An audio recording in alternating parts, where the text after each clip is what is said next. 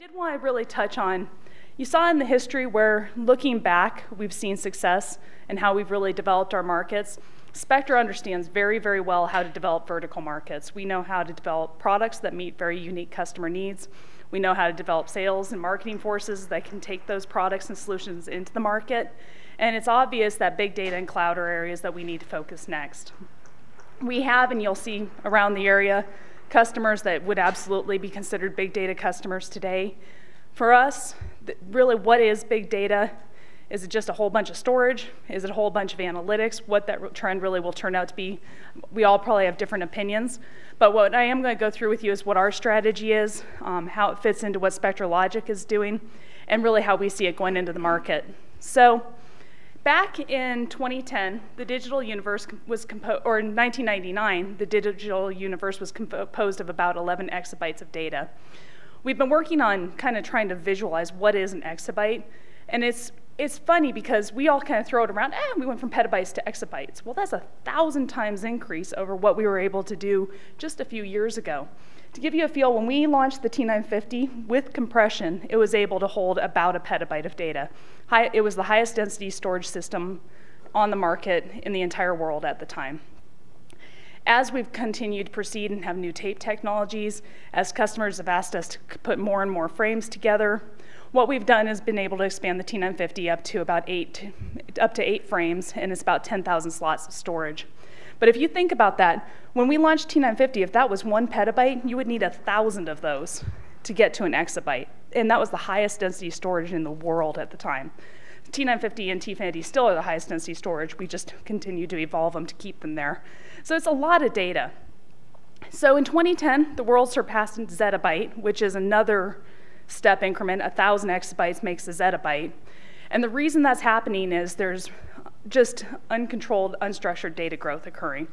All of you know this, and you guys all write about this, and we all talk about it as vendors, how we're going to approach it. I'm not going to go through this illustration again, but just kind of remember the thought of why would you want to archive your data?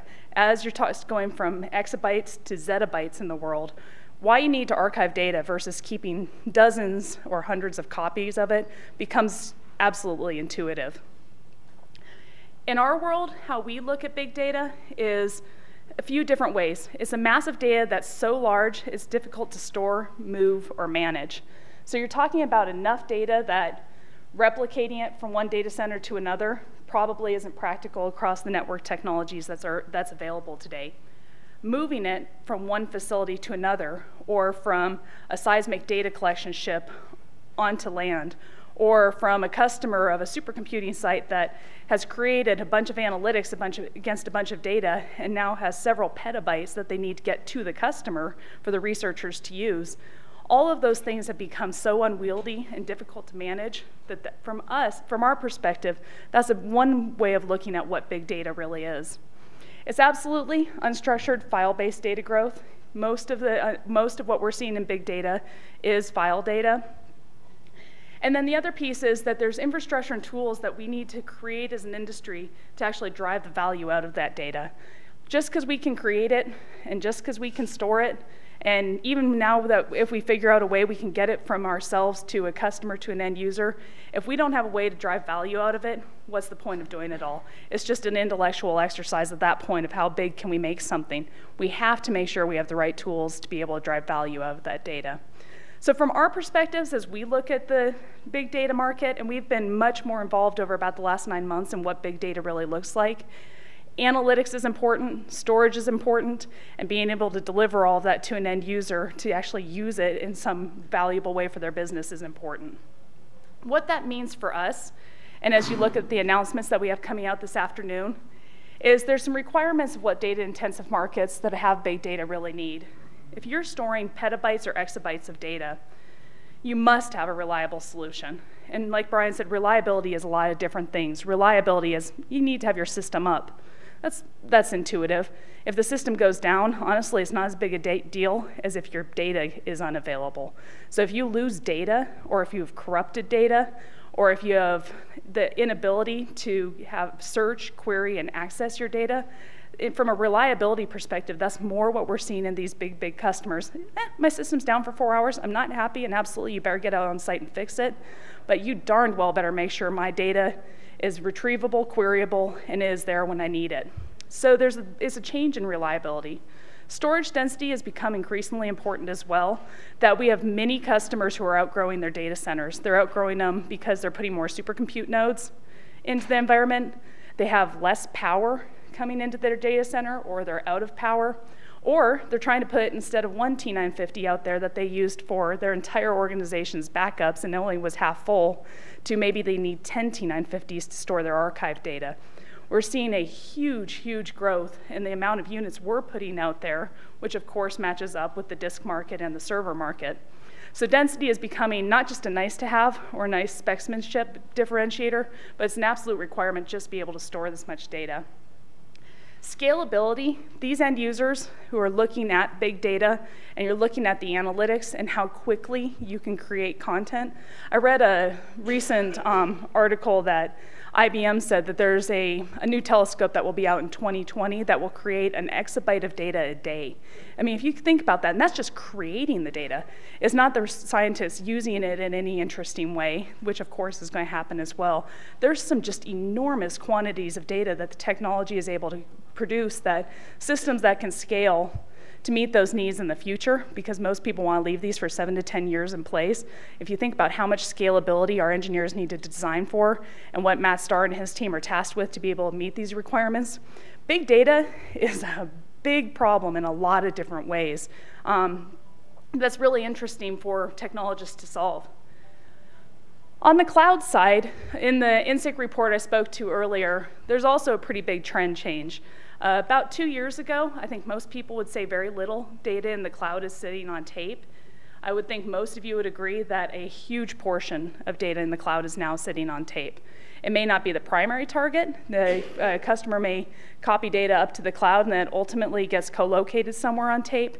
But we can attest to many multi-petabyte systems sitting behind cloud service environments that are storing data for short-term, long-term, and continuing to grow as more data makes it up to the cloud. The reason customers are doing that is a few things. In our world, our customer is the cloud service provider. We don't sell to end users who are copying their data up into the cloud. Spectre is interested in the cloud service provider who has a couple of issues that they need to solve. They need to solve how to have a competitive cost per gigabyte of their storage that they're selling to their users. They need to have a scalable model so that even if they only need a petabyte of storage today, if somebody comes and signs up to add another 500 terabytes to their environment, they need to be able to turn that capacity on pretty much immediately. And then they need the capability to continue to scale that environment. So tape systems, why cloud service providers are buying them, and we can tell you this very definitively, is the low cost per gigabyte, the capability to do something we've done forever, capacity on demand, where you put 10 T950s in a row and only license a third of it, and when a customer needs more storage capacity, you just add a license, and now they can offer that to their service providers. And the fact that the tape can be stored for the long term, that when a user needs to get access back to their data, they can actually commit to SLAs that they can deliver that data because we have built-in data integrity verification. We automatically go and check and mount those tapes even if the customer's not using them and can confirm, yep, the data's there, the data's healthy. So for a cloud service provider can take that and actually tell their end users, yeah, we verify your data that's sitting out in your cloud storage environment. There's a lot of interesting things that the cloud providers have glommed onto. There's one large cloud service provider, and I'm not going to talk about their name because I don't even know if it would be okay for me to do that, that isn't using tape today. And they called us, and it was about 6 or 9 months ago, and said, hey, can you explain to me what tape is? And these were a bunch of Java developers who really didn't know what tape was, a bunch of guys in their kind of mid-20s, and said, you know, we've been doing some research and we're pretty smart guys. We think we could have a very competitive differentiation against all the rest of the cloud providers out there if we support tape. What do you think? And from our perspective, we're like, well, we're already selling tape to the other ones. It's interesting that you would say that. And about a week later, they called back and said, you know, we just realized not only is it not a competitive differentiator for us, but our management has told us that we're very, very far behind, that we haven't done this development. So we need your help to get started and do it quick. Interesting to see how the paradigms have shifted. This is some ESG data, and what it's speaking to is not just the amount of tape, which we were talking about earlier today, and I have lots of different slides from lots of different analysts about how much data is seen on tape and archive. What's unique about the ESG data is starting to track and predict how much that data in the cloud will be sitting on tape. There is a different slide I didn't put in this presentation that shows relative to disk how much data will be sitting on tape versus disk in the cloud. But the point is, we continue to see that portion of the market growing, just like we do that portion of the archive market for file-based archives. Another interesting piece of what we're seeing in the cloud data and the big data market that's just so different from how all of us used to think of backup is a backup. Well, of course, my animation is not working. A backup's data decreases dramatically. A backup file's data value decreases dramatically over time. If I back up a PowerPoint presentation from my laptop today and it crashed at the break and it was my presentation I needed to give for the NDA announcements this afternoon, that would be very, very, very, very valuable to me, and getting it back very quickly would be important. A month from now, when you all have a copy of that presentation and our whole PR team has a copy of that presentation and is floating around and a competitor has a copy of that presentation, not quite as valuable because I can get it from other places. Sitting in big data environments and sitting in cloud environments, the value of data doesn't change much over time. If a customer uploads their family photos from their recent trip to Hawaii, or if an organization uploads a bunch of their human resource data to be stored up in the cloud, or SAP data, all the different types of data that goes into the cloud, just like in big data environments where in a lot of cases the data is growing so fast and is being created so quickly that you can only keep one copy of it. It's absolutely not practical to keep 2 copies of the data. The value in the archive pretty much remains consistent year over year, decades into the future. And so as customers are looking at what kind of technologies they need and how they're going to invest in their storage technologies, what was kind of a second afterthought, because backup data, you have 52 copies on 8 zillion different types of storage. As you look at big data and cloud, you're really getting down to you may only have 1 or 2 copies of your data, and that when you go back to retrieve it, it's really important you can actually get it. So that value curve of the data has changed really dramatically in big data and cloud. So what we've seen the requirements are in this industry, as we speak at conferences, I participate actively with IEEE on the mass storage definitions. We're active with SNIA on their definitions. Of course, the Active Archive Alliance, which I'm chairman of the board of. We have a lot of input into what does the cloud need, what do big data environments need from their storage. And the first basic piece is they need affordable online file-based solutions to all their created data. If you think about what that means is, you don't have data sitting in a physical file cabinet anywhere. If you think about it, it's not sitting out in Iron Mountain in a vault somewhere, and it's also not sitting in a system that only IT has access to. Really, the concept is, if all of us made up a company, which we'd actually probably be a pretty killer company if we all teamed up together, but if all of us made up a company together and all created data from our laptops, our iPods, our iPads, whatever our different servers are, all of that data should be online and accessible to us forevermore. It's a big, big concept to really think about. And you think about the value you could get if you could actually run smart analytics about everything you've ever thought about or created, and it's stored somewhere where you could do it. We as organizations will be much smarter because we've done this. The metadata catalogs are absolutely critical. Storing petabytes, exabytes of data, if you can't search it, query it, and get good information out of it, is pretty much a useless task. You have to have the metadata so you can run the analytics. That's been a piece that some people have a hard time getting their minds around, that effectively in an archive, run your metadata engine on solid state disk, run it on some very good high performance SCSI disk, fiber channel disk, whatever you have in your environment. Your object store is sitting on your tape. So just like in a database where you have your transaction logs on high performance storage, but your data files can be on lower performance storage. In an archive, you run your metadata on high performance disk, you put your objects on high density tape, high density disk, but having that metadata is absolutely critical. And if you don't have it, you don't have an active archive. And then the last piece is that the data has to be able to be retrieved online, no matter how old it is, how infrequently it's used. And so you have to have the ability to go check the quality of that archive. The folks who are sitting in the data mass storage environments that have really thought about this, they realize that one of their biggest problems is not media migration, which we all talk about after 3 years when your disk array is obsoleted and you need to start to transfer your data off of disk to the next disk array. That's a big deal. All the tape people talk about, well, every 6 or 7 years, I have to have the capability to migrate from a new technology, old technology to a new technology. What the leading archivists right now are really grappling with is, how do I even know the data on those tapes in that archive is even good? And so having the capability to know and guarantee, certify your archive that the data in is actually available and accessible online is a big piece of it as well. All that big data stuff that they're really concerned about and thinking about today is falling over into the cloud very quickly because customers have SLAs around all these requirements as well. So we really see a lot of the trends merging in a lot of ways. So some of the key takeaways, we did this math off of a petabyte of data just for the ease of doing math, that there's a lot of things when you move from terabytes to petabytes that really change the game and change the rules. And all of this, it leads up to the announcements that Spectre has coming out this afternoon. But when we were talking about 100 terabytes, the game changed. Deduplication came into the market. People were still doing backup frequently. Their storage arrays were able to scale to store the primary storage they wanted on their primary storage. Dedupe your backups. You don't need to have a whole lot of tape infrastructure. You don't need to have a whole lot of disk infrastructure even for backup. With 100 terabytes, that worked. When you move to a petabyte, the rules have changed again, and they're just exasperated as you move on to an exabyte level.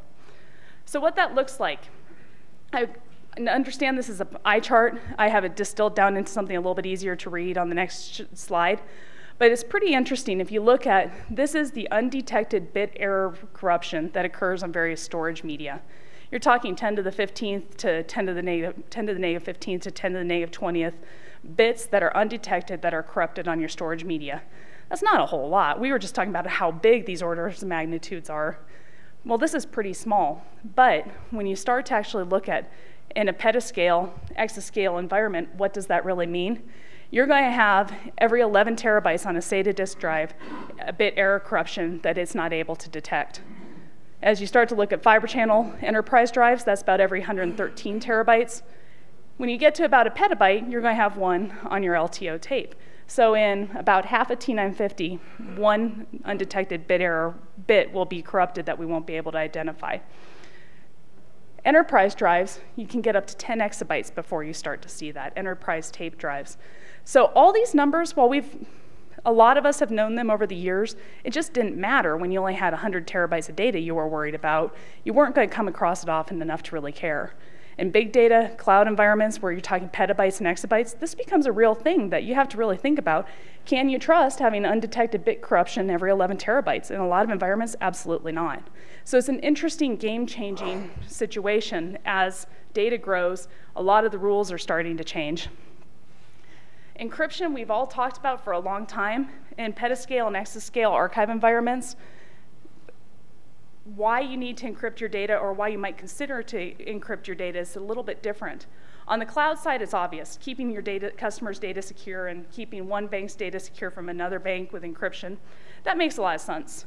Having an offline data copy makes a lot of sense as well. So you may not be encrypting, but you do need to keep your data secure by having it at least where you don't have the disk-to-disk-to-disk replication of a corrupted file or a problem within the firmware that you lose all your data. So having a copy sitting on tape where it's still accessible across the network, but it's not susceptible to corruption is really important.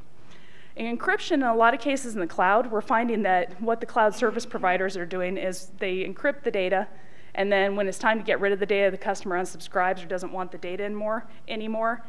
How do you give it back to them and guarantee it? Delete the encryption key. So you delete the encryption key, and if you're using good, strong encryption, you're effectively deleting the data. So that's another area that in the cloud we're starting to see old technologies used in a different and new way.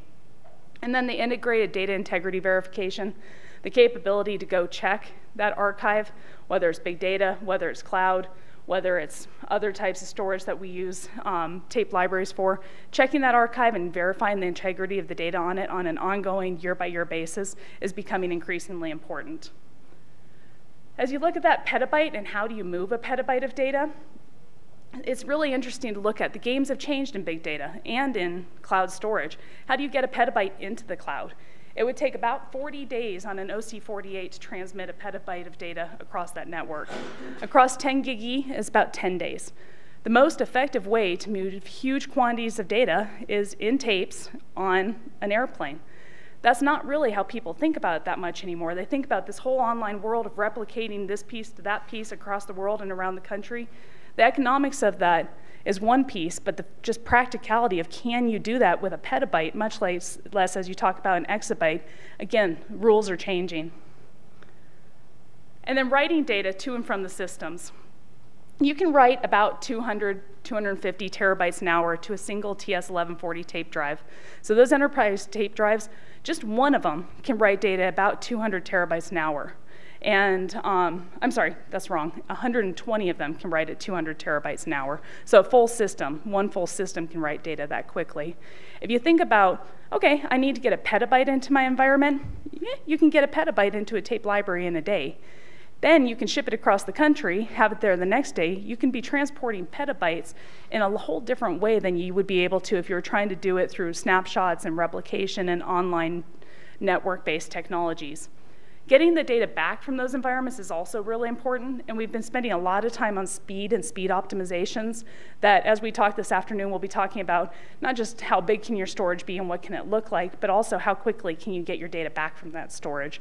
Our targets are that we need to be able to start to stream files at 60 to 75 seconds from the time a user clicks on the file on their C drive and says, I want access to that file, to the time that they're starting to receive data from the environment. That's really fast.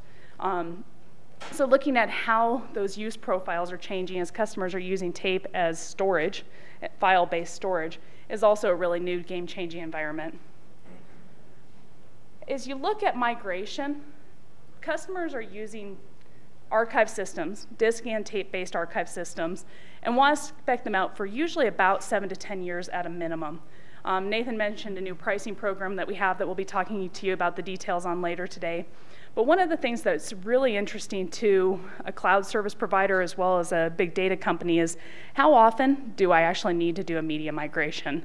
And how easily can I do that migration? What this slide is showing you is if you introduce a new technology on disk on the bottom or tape on the top, it is 7.5 years that you can still, in a standard tape library, read that technology that you introduced initially. After 3 years, you typically have to do a migration in the disk market.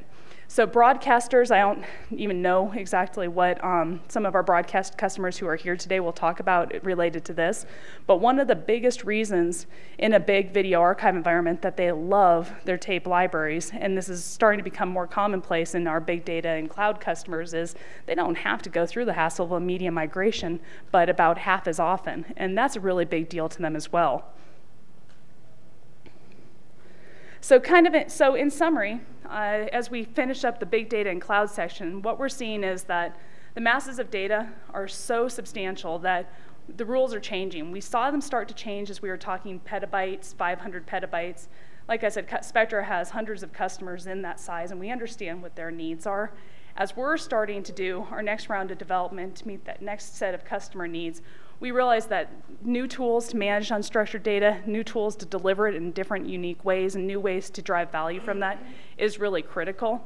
And all of it needs to be driven from storage platforms that are designed to be fast enough, designed to be smart enough, scalable enough to really do all of that. So it's an exciting new frontier. I believe as we continue to work this market that Brian will be developing new sales groups to target these markets. We know we have the right products.